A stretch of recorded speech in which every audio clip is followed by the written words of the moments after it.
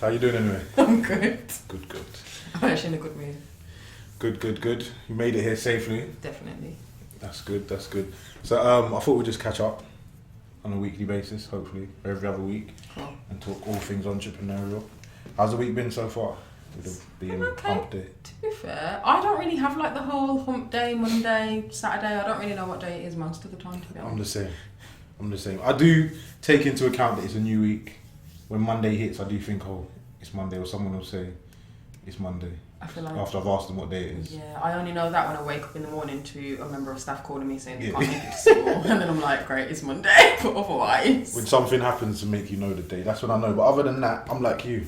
Days just sort of merge into one. Yeah, I don't have a weekend. I don't have a thingy. Yeah, It's been alright. It's just life. Yeah. Work, business going on. Business is okay. Obviously, coronavirus is here, so coronavirus is Rona, as we call her, is affecting people's lives in different ways, and she wants to stress me out on a weekly basis. But otherwise, no, it's true. I was going alright, you know. I thought it was alright up until I'd say, what are we in? December, end of October. Yeah. Oh, what happened then? It just started to slowly.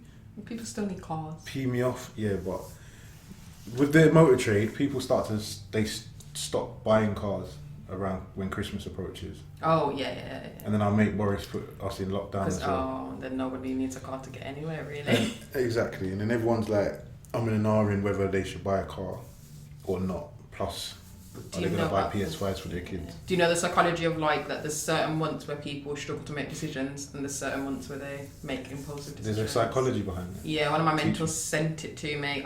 All I remember, to be honest with you, is between December and January, no one makes like concrete decisions. They just think about stuff because it's the end of the year, you're thinking about your resolutions, so you're less likely to jump into anything. That makes sense because that's what I've found since I've been in the trade since 2012.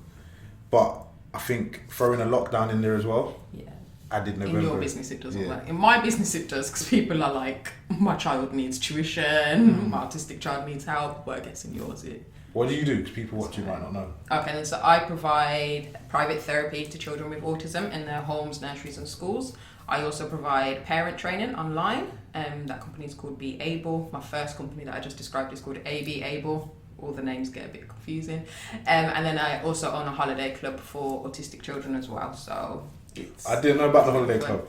The holiday club is the best thing that I've ever done. Really? It is literally the best company that I've ever done. Wow. Just because it's packed full of fun and I get to buy lots of toys and then watch all the children play with it and I get to too. So you're also a model?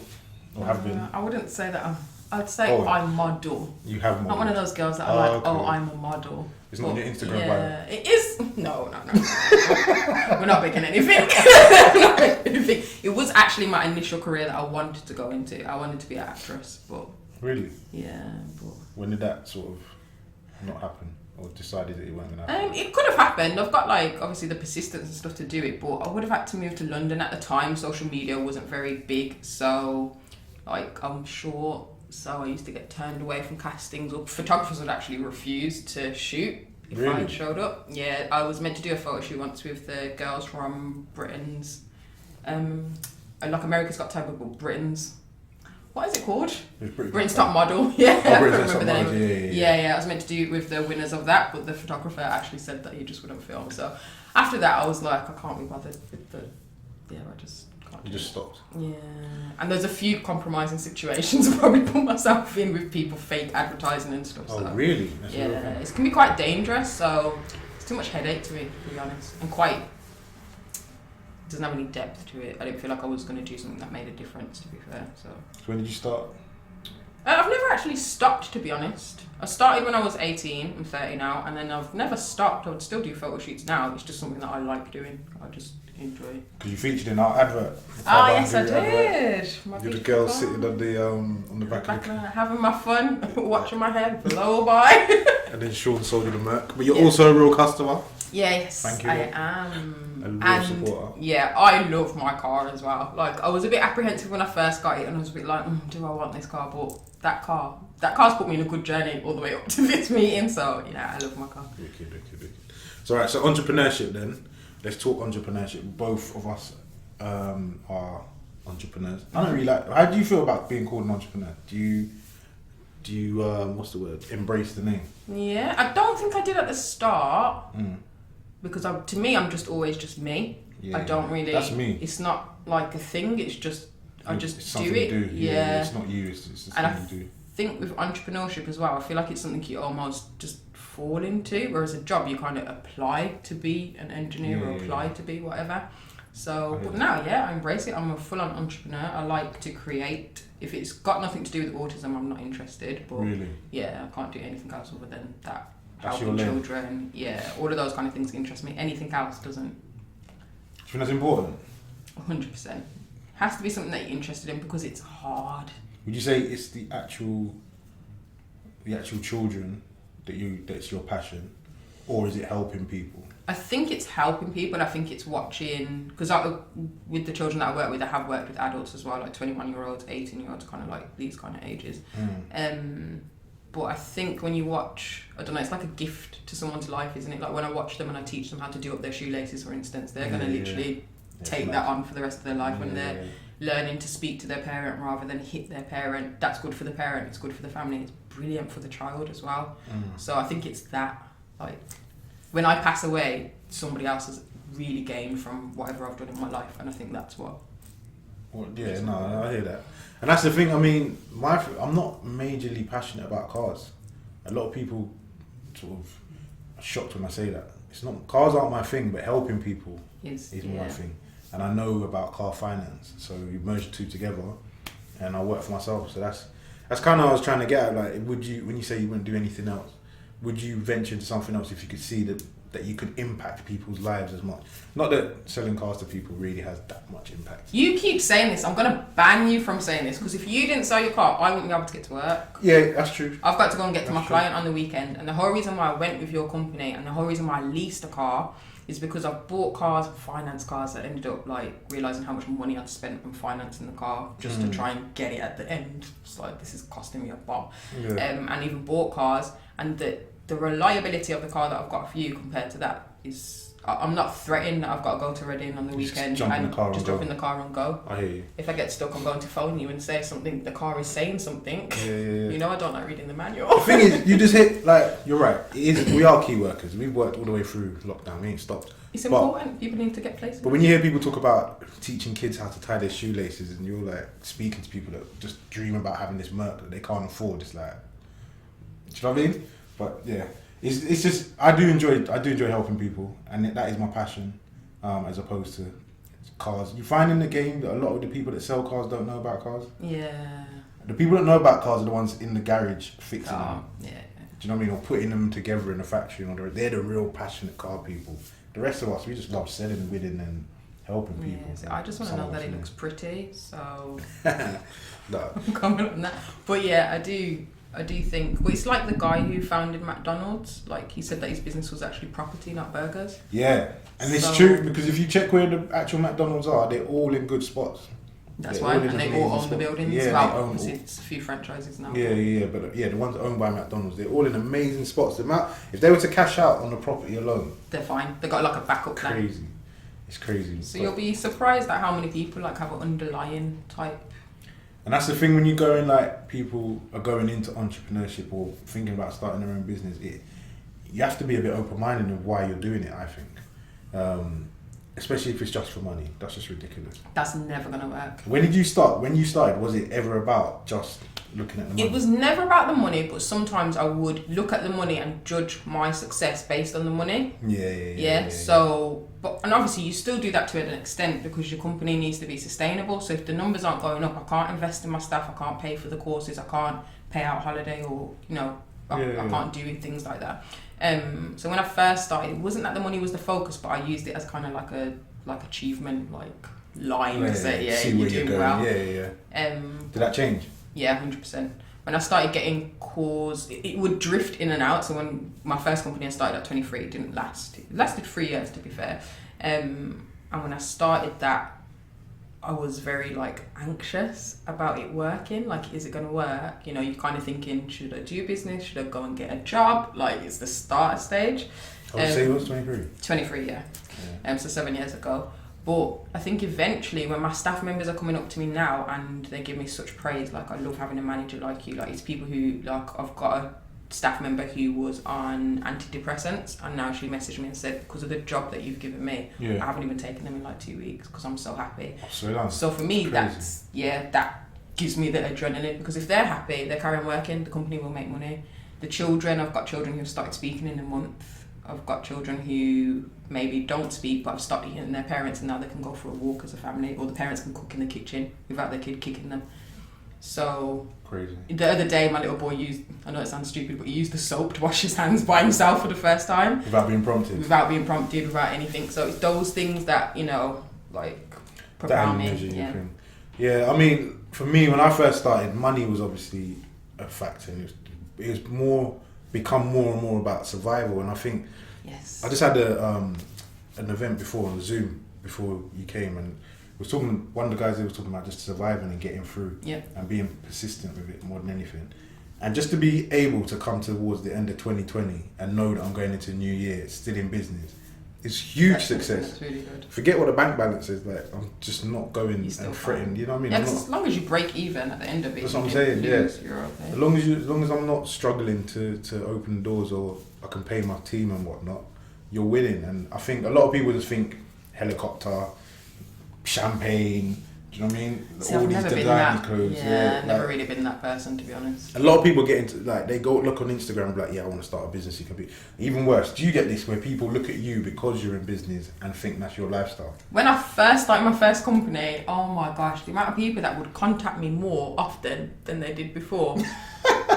I cut off a lot of friends because I just felt like you didn't message me beforehand. You didn't check to see if I was okay. And now all of a sudden you kind of like... People don't really see how see-through that is. Because you spend so much... I don't know about you, but like I see that happening more because I spend so much time alone. And then you start to think, why are you contacting me? Like, of all the people, the handful of people that I expect to speak to me, you weren't one of them. Why and it's because you've probably seen something on social media, especially how social media will paint this picture. You only show the good parts on social media, let's face it, guys.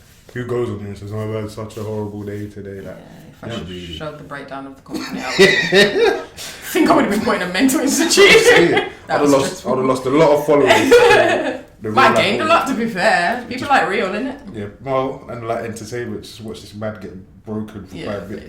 But I have a question for you actually. When I started, I thought I was going to become a millionaire in a year. Did you have that whole kind of... Not millionaire, but I thought I'd be balling within a year, definitely. No, I thought millionaire. I was 23 to be fair, so I thought, yes, let's go. And then 3 months in, I was like, this ain't going to happen. And that was the point where it was like, are you doing this or not? To be fair, I probably could have done it, but my processes were... Oh, was it? Yeah. I had all the business, I just couldn't reach it. Processes are so key. They're massive. So key. And that was only, this is our 3rd year in business, and I'm only really grasping. Because you hear people say it, it's one of the things you need, processes. Like, processes. My processes is answer my phone when it rings. Basically, yeah. That was my process with that, like proper processes. I invested in getting all my processes out my head and down on paper. Shout out to Daniela that did it for me. And the way she was sat on that table next to me, I remember it was in summer, in the middle of August, lockdown there, like the country. Yeah. The only good thing we had was the sun. She's come on one of the sunniest days of the year. Yeah, exactly. We got nothing. She come on one of the sunniest days of the year and sat down and was talking to me, and it was painful. Yeah, it's a lot. It's a lot. It feels like your head's like, whenever people talk about it to me, I'm just like, okay, I need to sleep and then wake up in the morning. She'd ask me like, how do you write a letter? She didn't ask me that, but for instance, it'd be, how did you write a letter? By hand, and I'll be like, I'll just put on paper what I wanted to write. She's like, no, what did you do? She wanted me to say, picked up my pen, took off the lid. The whole process. Like, literally step by step. But I'm talking like for the whole process of selling the car, from answering the initial inquiry to delivery and after sales, and it's just like, wow. 100 odd pages. Plus appendices, whatever they call it. I was like, it was emotional.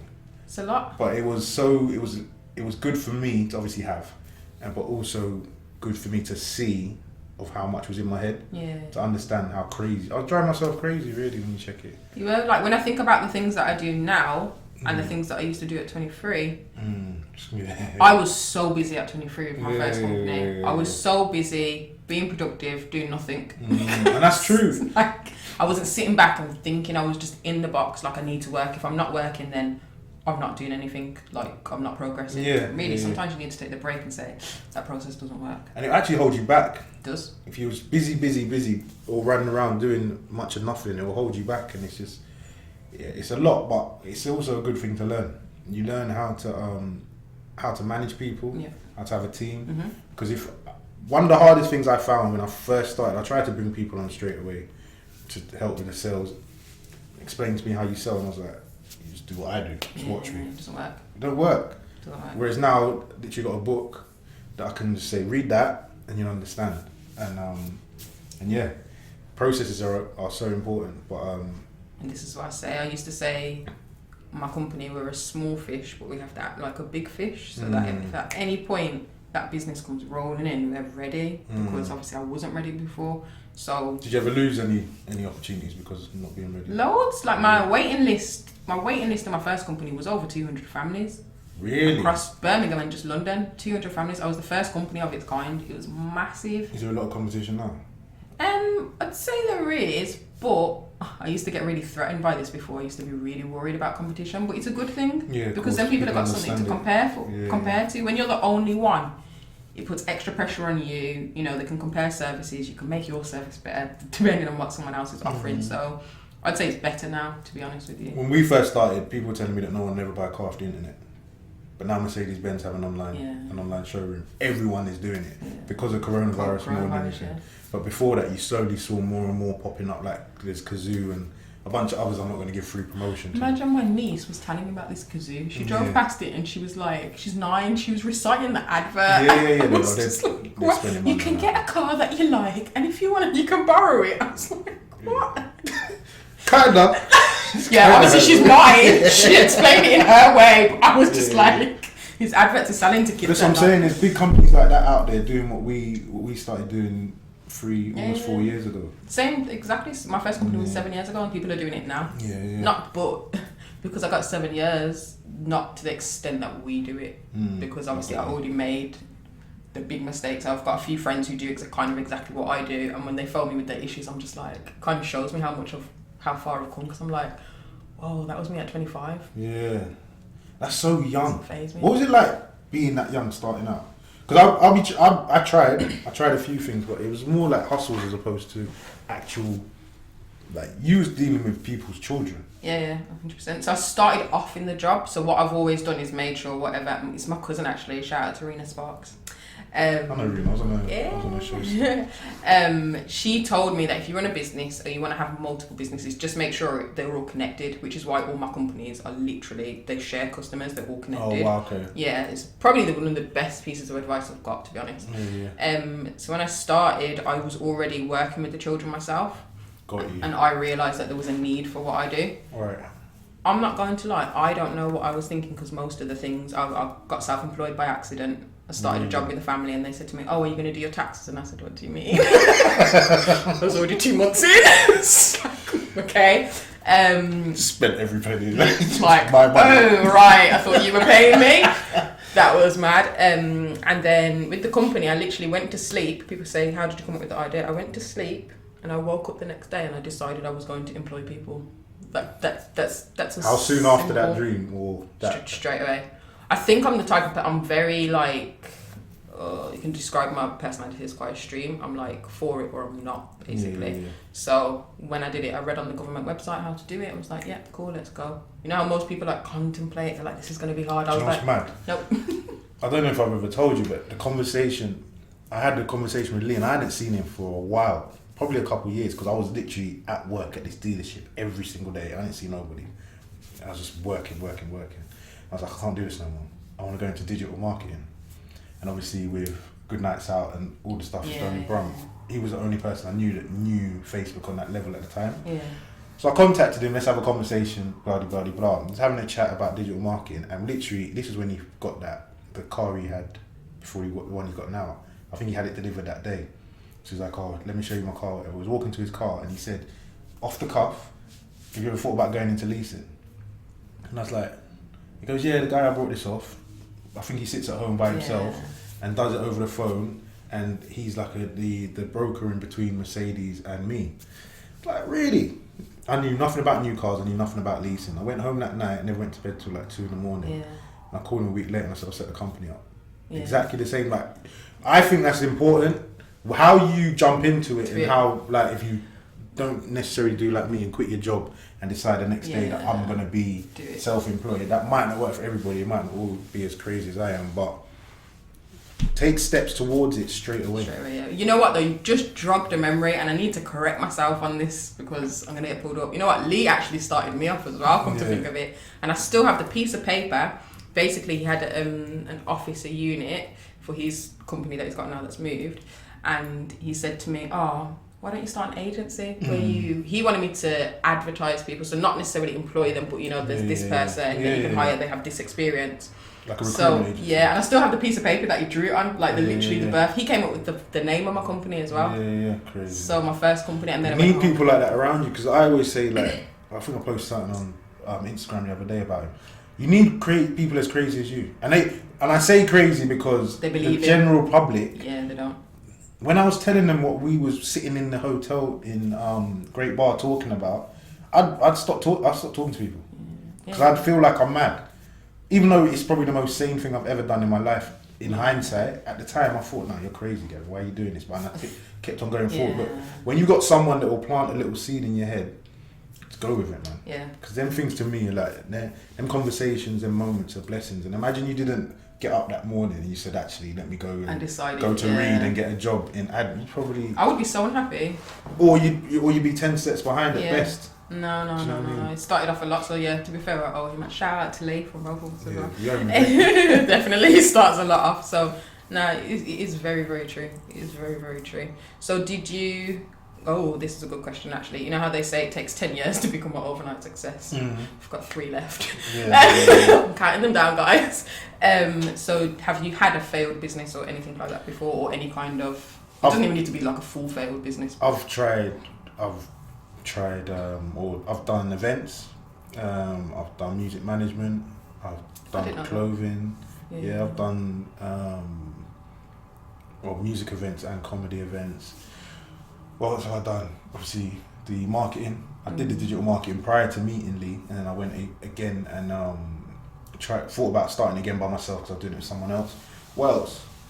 Used to wash cars as a kid. You've done a lot, listen, but you know what it is? What I've learned with this business that I didn't do with the rest, I gave up. Yeah. Like with the music, that was my biggest passion at the time, and it's like something I might still go into, but I'm like you, I want everything to work in unison if I do. But I had an offer to work with somebody, and he said to me, "Why don't you just get a casual job?" I was about the same age you was when you started, 23, maybe a bit older, maybe 25, and he was like, "Why don't you get a casual job working in like a high street store, so you can pay your little bits and pieces to get through, and come work with me."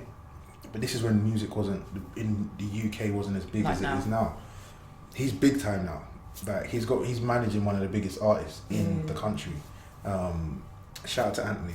And it's like, if I just stuck at it, where could I have been now? And some people look at it with bitterness and all the rest of it. But I'm like, nah. I think you're... Sorry, I'm more this whole universe and I think you are always at the point that where you're meant to be, exactly. And I feel like that experience with him and that lesson I learned with him is the reason why I'm where I'm at now. Yeah. Because I could have quit year 1, year 2, and I'm like, no, I can't do that. Because I will see someone else do exactly the same business and go clear, and I'll be overly pissed. But I think one of my friends once said to me, she went to start a business, and she said to me, like sometimes you do need to know when to stop as well. Yeah. So I think that's also an important thing. I feel like there's a lot of posts on Facebook, and sometimes they're very, keep going, persistent. But sometimes if the nail ain't going into the wall, there's cement, and you need to move it to a different side. Do you know what I mean? I agree, but I also think at least trying different angles and pivot. Yeah, 100%. I don't see any problems. I only see obstacles. Like I said, I had a business first. I shut it down and I restarted again, obviously with a few changes and a few things that are different in there, and I improved it. But if I hadn't have closed that business, I wouldn't have started this one, and I would have continued to keep trying to make that work. In the same field and all the rest of it? Yeah, the same field. I'd still class that as keeping on. You were smart enough to, I'd say it's more pivoting. Pivot, basically. And I think, but some people just shut up shop and go, no, do you know what I mean? They just give up on their whole dream altogether. I think that's where that's the failing. That's where you can fail, and it might not be the right time for you. You might come back to it, but to just give up completely and never touch it again is something that I couldn't have done. Yeah, though, isn't it? Yeah, it's say again. A lot of fear, like people are scared. Yeah, it is scary. How scary do you find it to this day? You know what? Almost 10 I'm years more on. scared now than I was that first day when I started. That's interesting. Why is that? Because of losing it. Like, I feel like I finally got to the stage now, and I'm more so proud because coronavirus hit and we're still here, we're still fine, we still provide jobs. I have more staff working than I ever have had in the 7 years. But I think the fear of that all going dropping. Also, we're at a stage now where I can like give other people jobs and things to do, so I'm doing less. So I feel like someone else is looking after my baby, so it makes me anxious as well. So it's kind of like I've got to the stage now that I dreamt of when I was 23, and that shocks me because it's like I just walked into it, and I'm like, oh, it came true. We had this conversation yesterday on another Zoom meeting. I'm doing a lot of Zoom meetings. You do it, yeah. I love a bit of Zoom. Roll the times. Exactly. So yeah, and we were talking about success and celebrating success, or not celebrating success more to the point. And I was saying that I'm too busy looking at the next level because of that fear of. It's like, what's I can't think of a.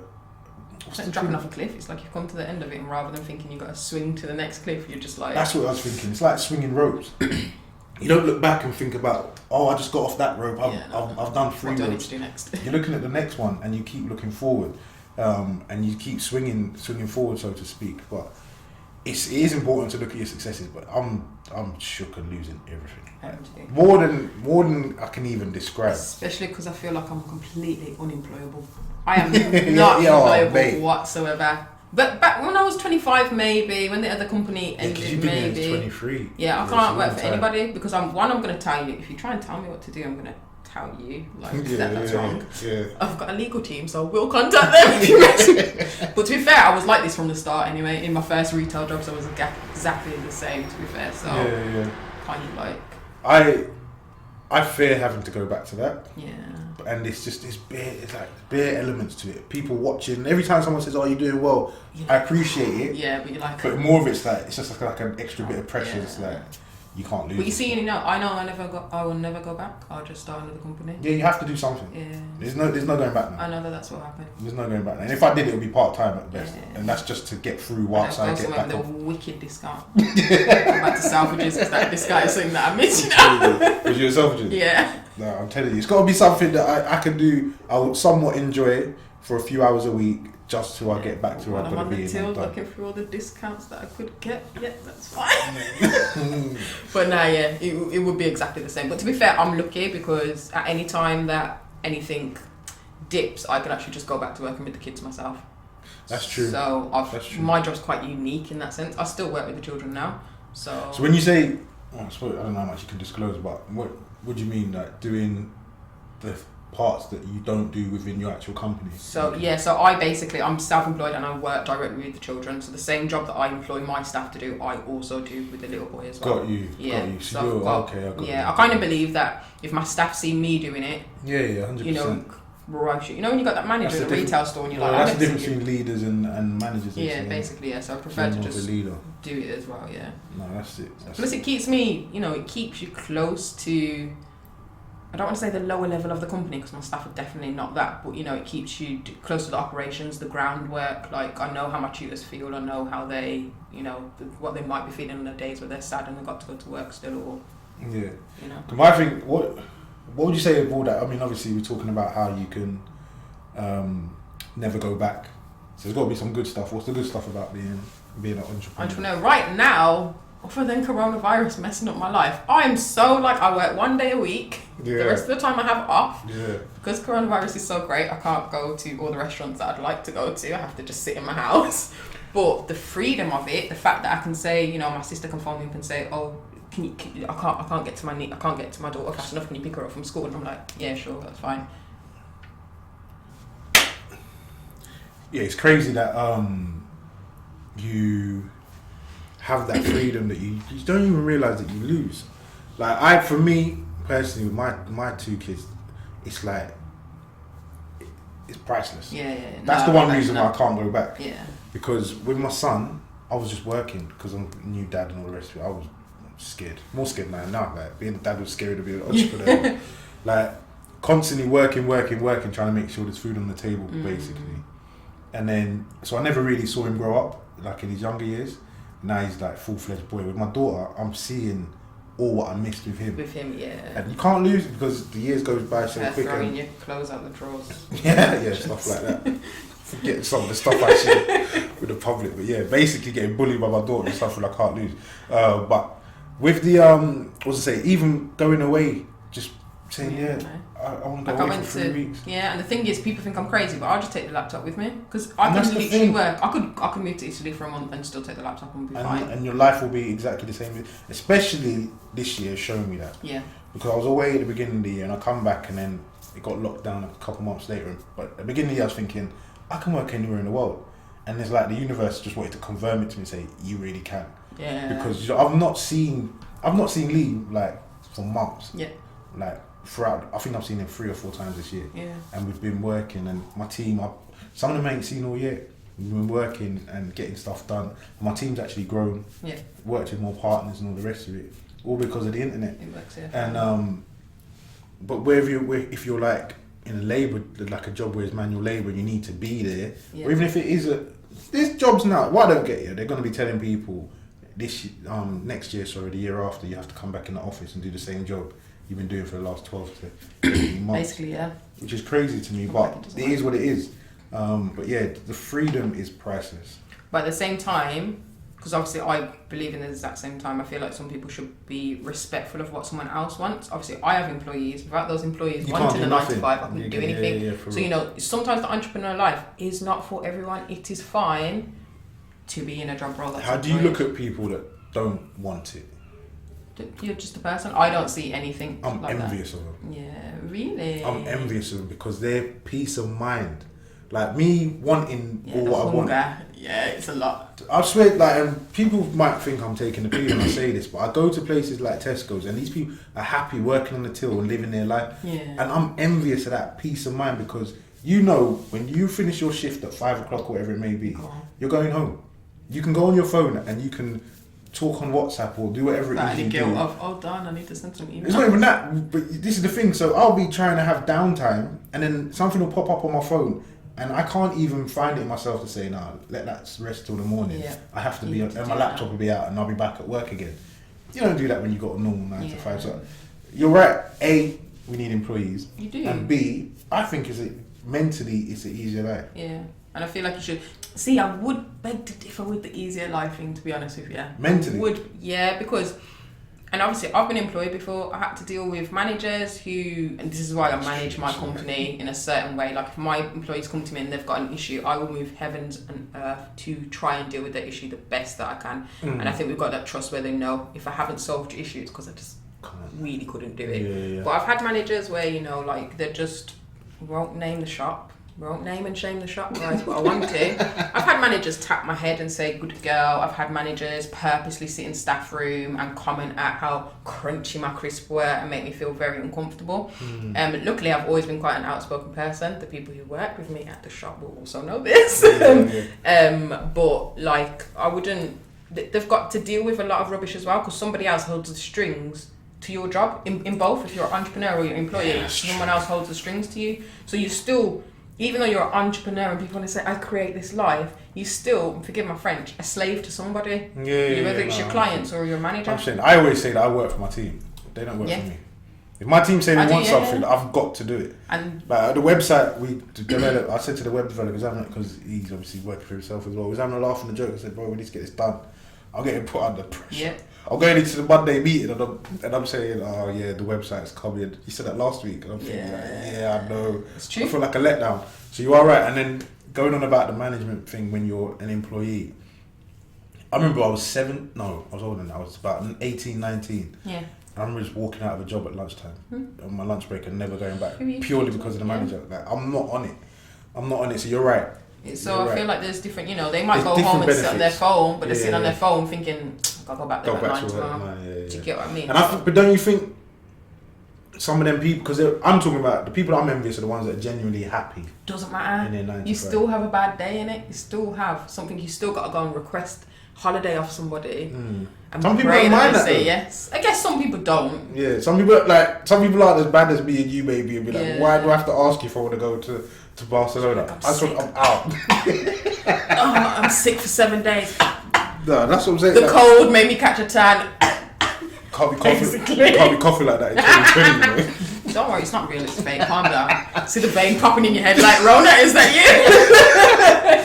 But no, seriously, you get these people that they don't mind all that. If you're happy with all what that brings, but there's a lot of people that just aren't happy with it. I do agree with you. Yeah, in life you got to pick a demon, and even being an entrepreneur in 2020.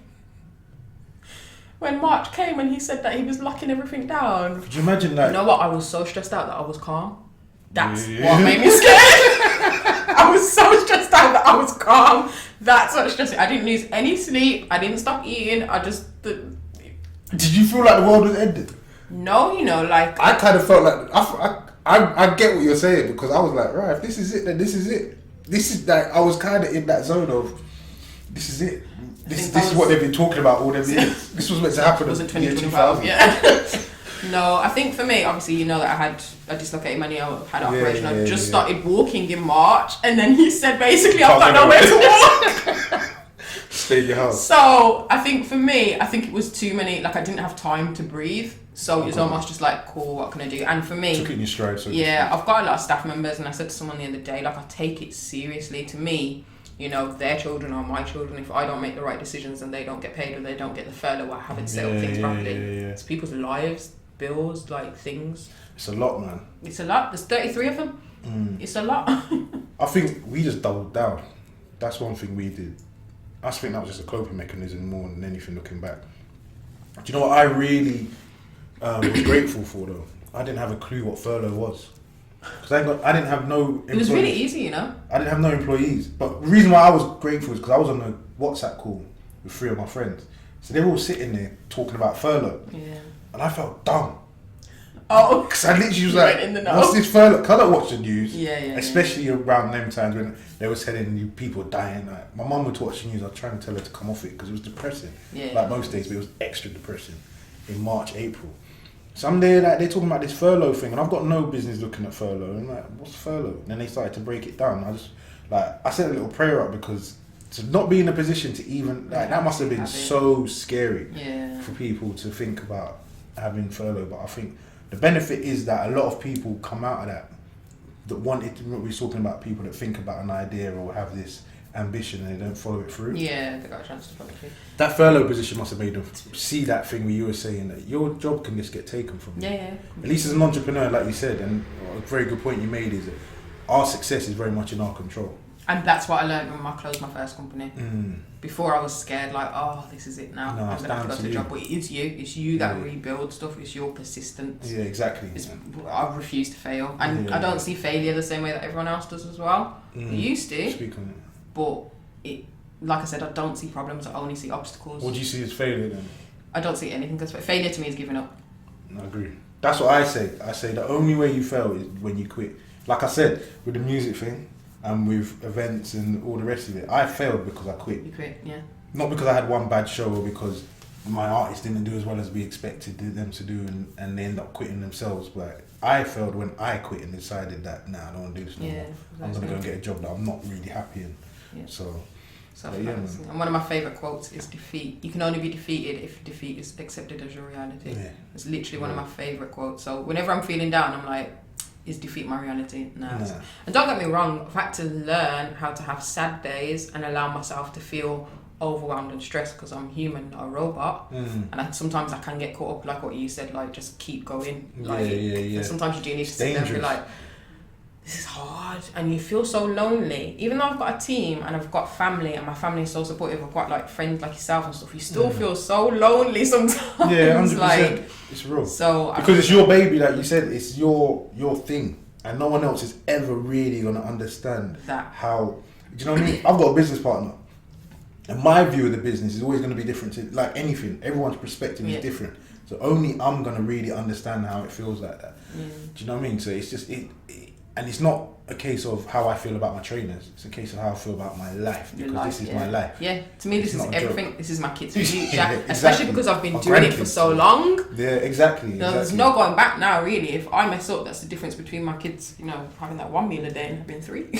it's to real. me. No, for real. And people don't really, like I said, they might not necessarily look at it like that when they're coming into it. So you can't be saying, if I don't get my Lamborghini by the age of whatever, I'm gonna quit. It's got to be more than that. Yeah. It's got to be about your children. It's got to be your why. It's got to be bigger It's than got to that. be about making a difference to your life and the people who you're working with. Every business, I know you're saying that yours isn't really helping people, but every business is helping someone to do something. We help people. We just don't help change lives. But there's nurses that probably couldn't have got to work without a car. Not for real. So, I'm going for a Nobel Peace Prize now. you're actually banned from saying that now. Alright, cool. Okay, You that's heard on it. camera. I'm You're sorry, actually I'm banned. physically banned. No, we do help people. We don't just. It's not help it's someone indirectly helping someone to help someone else. Yeah, It's yeah. equally as important. I just look at people that do what you do.